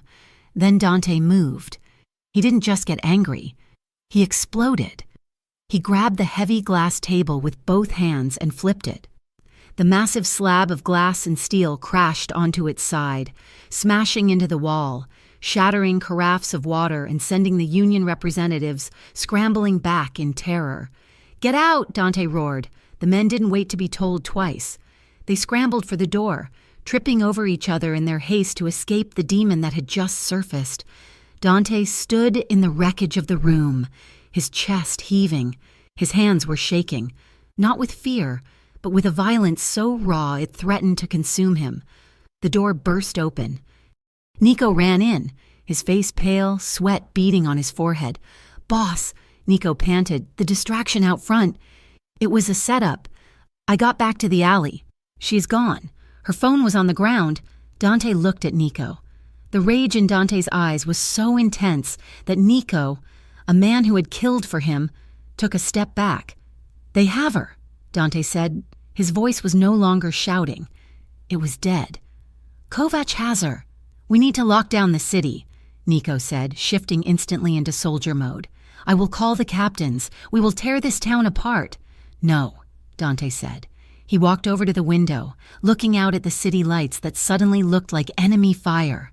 "If we tear the town apart, they will kill her just to spite us. We need to be surgical." He turned back to Nico.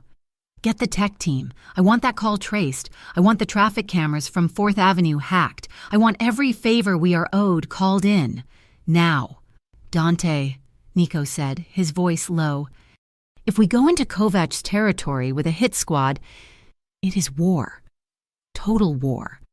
The commission will come down on us. The police will come down on us. We could lose everything." Dante walked up to Nico until they were nose to nose.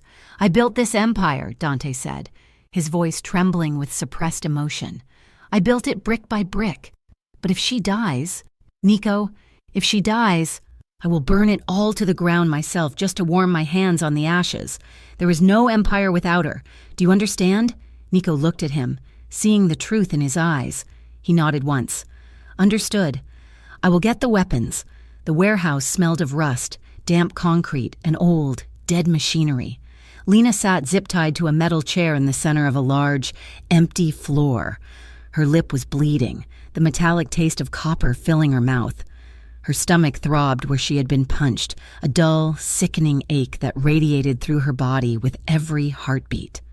A single industrial light bulb hung from the ceiling, casting stark, swinging shadows that made the room feel like a cage. 3 men stood near the door, smoking and laughing. A 4th man, the one who had hit her, was pacing around her chair. He had a scar running through his eyebrow and dead, shark-like eyes. "He's not coming. You know," the man said, leaning in close. He smelled of onion and cheap vodka. "Dante Morelli does not do rescues. He does business. And you? You are just a bad investment." Lena looked up at him. Her head was swimming, but she refused to look away. She spat a mouthful of bloody saliva onto the toe of his boot. "He is worth 10 of you," Lena rasped. Her voice was weak, but her eyes were blazing. He does not need to hide behind a mask. The man's face darkened. He raised his hand to backhand her. Lena flinched, bracing for the blow, but she didn't close her eyes. "Do it," she challenged. "It is the only way a coward like you feels big." The man lowered his hand, laughing coldly. "Save your breath, sweetheart. You are going to need it for screaming later." He walked away to join the others. Lena slumped slightly in the chair, testing her bonds. The zip ties were tight, biting into her wrists, but the chair itself was old. The metal leg bolted to the floor was rusted through at the base. If she twisted hard enough... She scanned the room, her designer's eye for detail shifting into survival mode. There was a cracked window high up on the east wall, a stack of rotting pallets near the loading bay door, and on the floor, about 3 feet away, lay a discarded length of iron pipe, likely left behind by scavengers. It was hopeless. She knew that. She was one woman against 4 armed men. But then she thought of the kitchen at the safe house. She thought of the smell of burnt toast and the feeling of Dante's chest against her back. She thought of his promise. "I will not drag you into the dark if you are not ready." He had respected her enough to wait. She had to be strong enough to survive. "He is coming," she told herself, clinging to the memory of his heartbeat against her ear. "He's coming, and I am not going to be sitting here waiting to die when he gets here." She began to work the chair leg back and forth, the rusted metal groaning softly under the cover of the men's laughter. Dante drove. He was in his personal car, a sleek, armored sedan that could outrun a helicopter. Nico and the strike team were in the SUVs behind him, but Dante was leading the charge. His knuckles were white as he gripped the leather steering wheel. The speedometer read 110 miles per hour as he wove through the highway traffic. The world outside a blur of streaking lights. He had never felt fear like this. He had been shot, stabbed, and threatened with prison. He had stared down men who wanted to cut his throat. None of it had ever raised his pulse. He had always been the Iceman, the one who calculated the odds and made the move. But now, he couldn't calculate. He couldn't think. All he could see was Lena's face. All he could hear was her voice on the phone. "I love her." The realization hit him harder than a bullet. He said it aloud to the empty car, his voice cracking. "I love her." It was a terrifying confession. In his world, love was a weakness. It was a soft underbelly exposed to the knife. But as he drove toward the warehouse district, following the GPS dot that the tech team had triangulated from the camera feed, Dante knew it was too late to be afraid of the weakness. He had spent his whole life building walls to keep the world out. Lena had walked right through them in a silver dress and made a home in the center of his chest. If they hurt her, if he lost her... "Please," Dante whispered, a prayer to a God he hadn't spoken to in 20 years. "Please let her be alive. Just let her be alive, and I will do anything. I will burn the city. I will walk away. I will do anything." The GPS chirped, "Destination ahead." Dante's eyes hardened. The fear evaporated, replaced by a cold, deadly purpose. He downshifted, the engine roaring like a beast waking up. "Hold on, Lena, he growled. "I am coming." In the warehouse, the rusted bolt finally snapped. Lena felt the chair leg give way. She didn't move immediately. She waited. The men were distracted. One was on his phone, the others were arguing over a card game on an overturned crate. The guard with the scar, the leader, was walking toward her again, a knife in his hand. "Time is up," he said, grinning. "Morelli is late. Let's send him a finger to speed him up." He stepped close. Reaching for her hand, Lena moved. She threw her weight to the side, the broken chair leg swinging free. She wasn't bound to the floor anymore. She was bound to a heavy metal object. She stood up, screaming with effort, and swung the chair attached to her back. The metal leg whipped around and slammed into the guard's knee with a sickening crunch. The man howled, dropping the knife and clutching his leg. Lena didn't wait. She shuffled, ran toward the door, the chair clattering awkwardly behind her, banging against her legs. "Get her!" the guard screamed from the floor. The other 3 men looked up, stunned for a split second, then scrambled into action. Lena made it 10 feet. She lunged for the iron pipe she had seen earlier, her fingers grazing the cold metal. But the chair slowed her down. A heavy hand grabbed her hair, jerking her head back. "You little bitch!" Lena fell backward, landing hard on her side. The chair dug into her ribs. She kicked out, connecting with a kneecap, but the man was too heavy. He pinned her to the concrete, raising a fist. "I'm going to kill you," he shouted. Crash! The main doors of the warehouse didn't open. They exploded inward. A black sedan smashed through the corrugated metal, sending shrapnel and dust flying into the room. The car skidded to a halt in the center of the floor, tires smoking. Before the car had even stopped rocking, the driver's door flew open. Dante Morelli stepped out. He didn't have a gun in his hand, and he didn't need one. He looked like the wrath of God in a bespoke suit. "Dante!" Lena screamed, tears finally spilling over. The man pinning her froze, looking up at the figure emerging from the dust cloud. "Kill him!" the scarred guard on the floor yelled. The three standing men raised their weapons, but they were too slow. The windows of the warehouse shattered as Nico's team breached from the skylights and side doors. Flashbangs detonated with blinding white light and deafening booms. Bang, bang, bang. Gunfire erupted, short, controlled bursts from the shadows. Two of the Kovac men dropped instantly. The man on top of Lena scrambled off her, trying to raise his pistol. Dante didn't slow down. He crossed the distance in 3 long strides. He ignored the gun pointing at his chest. He batted the man's arm aside with a sound like a cracking branch and drove his shoulder into the man's chest. They hit the ground together, rolling over the debris. Dante ended up on top, and then the demon took over. He punched the man in the face. It was a sound like a hammer hitting meat. "You touched her!" Dante roared. He punched him again, and again the man's nose shattered. His jaw went slack. Blood sprayed across Dante's white shirt, across his knuckles, across his face. Dante didn't stop. He was not fighting a man anymore. He was fighting every nightmare he had had for the last hour. He was pounding his own fear into the concrete. "Dante!" The voice was faint, cutting through the red haze in his ears. Dante raised his fist for another blow, his breathing ragged, his eyes wild. The man beneath him was unconscious, a ruin of a face. "Dante, please!" He froze. His fist hovered in the air, trembling. He looked up. Lena was there. She had dragged herself across the floor, the chair still zip-tied to her back. Her face was bruised, her lips split, but her eyes were clear. She had managed to stand up and was leaning against him, her hand gripping his forearm. "Stop!" she sobbed, shaking him. "He is done. You are killing him." Dante looked at the man beneath him, then back at Lena. He blinked, the red receding from his vision. He saw the horror in her eyes, not at the kidnapper, but at him, at what he was becoming. "I do not want this," Lena whispered, tears streaking through the dust on her face. "I do not want to love a man who loses himself in blood. Please, Dante, come back to me." Dante's chest heaved. He slowly lowered his fist. He unclenched his fingers, his knuckles raw and split. He stood up, stumbling slightly, and turned to her. "Get this off her!" Dante barked at Nico, who had appeared at his side. Nico used a knife to slice the zip ties. The chair clattered to the floor. Lena didn't wait for her circulation to return. She threw herself at Dante.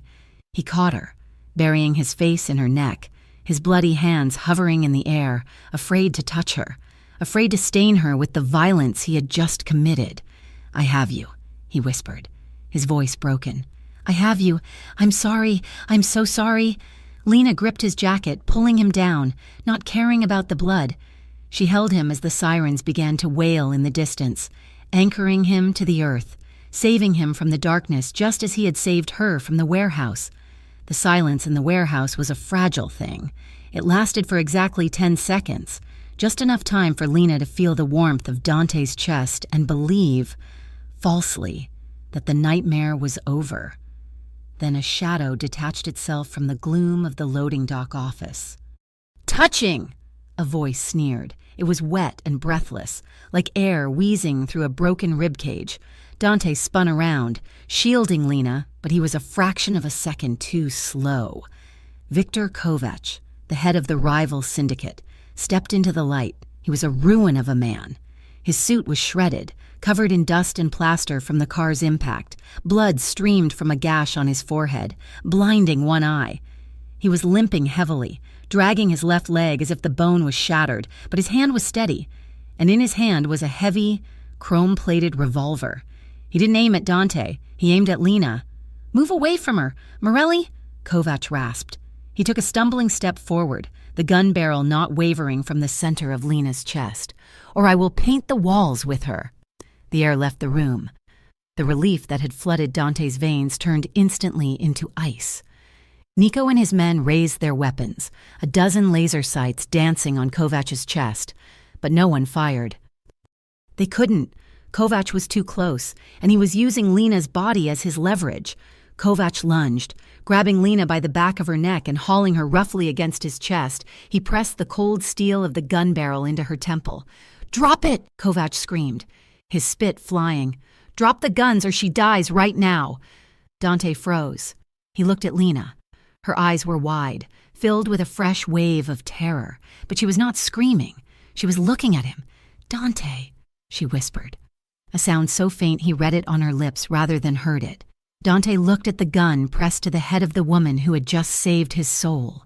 He looked at Kovac, a man with nothing left to lose. Slowly, deliberately, Dante opened his hand. His pistol clattered to the concrete floor. "Everyone down!" Dante roared at his men. "Weapons down, now!" Nico hesitated, his jaw tight, but he lowered his rifle.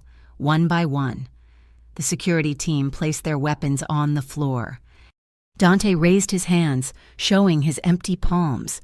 He stepped forward, putting himself fully in the open. A perfect target.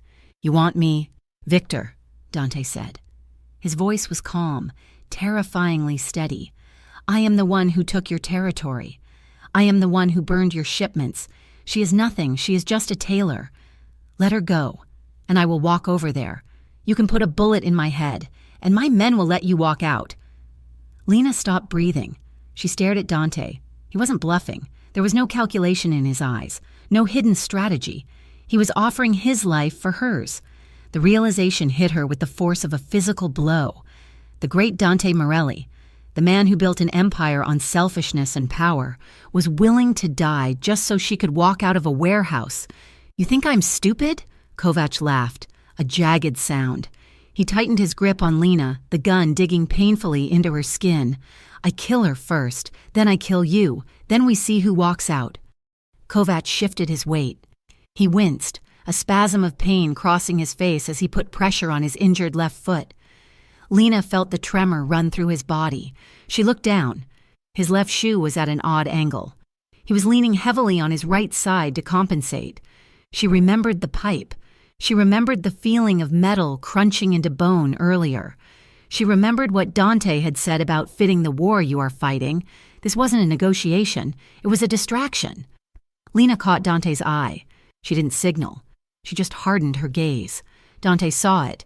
He tensed, his muscles coiling under his suit jacket. Lena took a sharp breath. She didn't try to pull away. Instead, she lifted her right foot and drove her heel down with every ounce of strength she possessed. She didn't aim for his toes. She aimed for the instep of his shattered left foot. The impact was brutal. Kovac shrieked. It was an animal sound of pure agony. His knee buckled instantly, his body instinctively jerking backward to escape the pain. For one split second, the gun barrel swung away from Lena's head, pointing harmlessly at the ceiling. That was all the opening Dante needed. He moved faster than thought. He didn't reach for a gun. He lunged across the 5 feet of space between them. He grabbed Kovac's wrist with one hand and his throat with the other. "No!" Kovac screamed. Bang! The gun went off, the shot deafening in the enclosed space. The bullet punched a hole in the skylight above. Dante didn't flinch. He twisted Kovac's wrist until the bone snapped. The gun fell. Dante drove him into the ground, slamming his head against the concrete. "Secure him!" Dante barked, stepping back, his chest heaving. Nico and 2 others were on Kovac instantly, dragging the screaming man away. It was over, but the silence that followed was not triumphant. Near the door, one of Dante's young guards was lying on the ground, clutching his stomach, blood seeping through his fingers from the initial exchange of fire. 2 others were kneeling beside him, applying pressure. Dante looked at his fallen man, then at Kovac being hauled away, and finally at Lena. The cost of this life was not abstract anymore. It was painted in red on the floor. Dante walked over to Lena.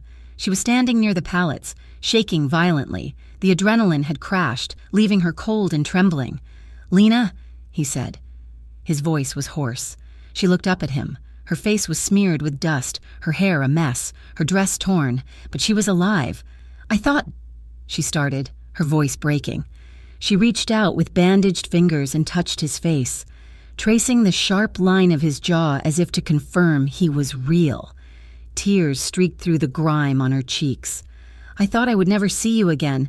Dante didn't speak. He couldn't. He grabbed her. It wasn't a gentle hug. It was a collision. He pulled her into a fierce, protective embrace, one hand cradling the back of her head, forcing her face into his neck, the other arm wrapping around her waist like a steel band. He held her as if he was trying to merge their bodies into one, to shield her from the air itself. Lena clutched the lapels of his ruined jacket, sobbing into his shirt. Dante pulled back just enough to find her mouth. He kissed her.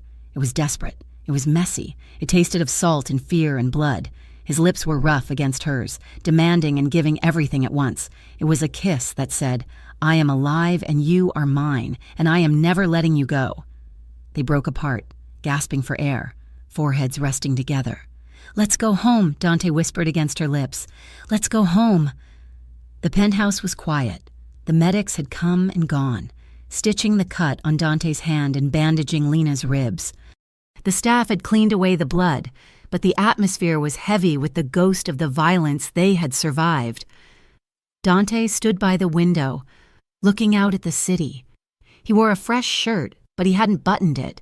He held a glass of whiskey, but he wasn't drinking. Lena sat on the sofa, holding a mug of tea. Her hands were still trembling slightly. "They took Kovac to the basement," Dante said, not turning around. "The police will find him tied to a lamppost in the morning with enough evidence to put him away for life. The war is over." "Is it?" Lena asked softly. "Is it ever over? Dante?" Dante turned. His face was ravaged by exhaustion. "I lost a man tonight. Marco. He was 22. He walked over to the coffee table and set the glass down. He looked at Lena, his eyes dark and vulnerable in a way she had never seen. "I am tired, Lena," he admitted, his voice low and raw. "I'm tired of the noise. I'm tired of looking over my shoulder. But mostly, I'm tired of pretending that I do not care."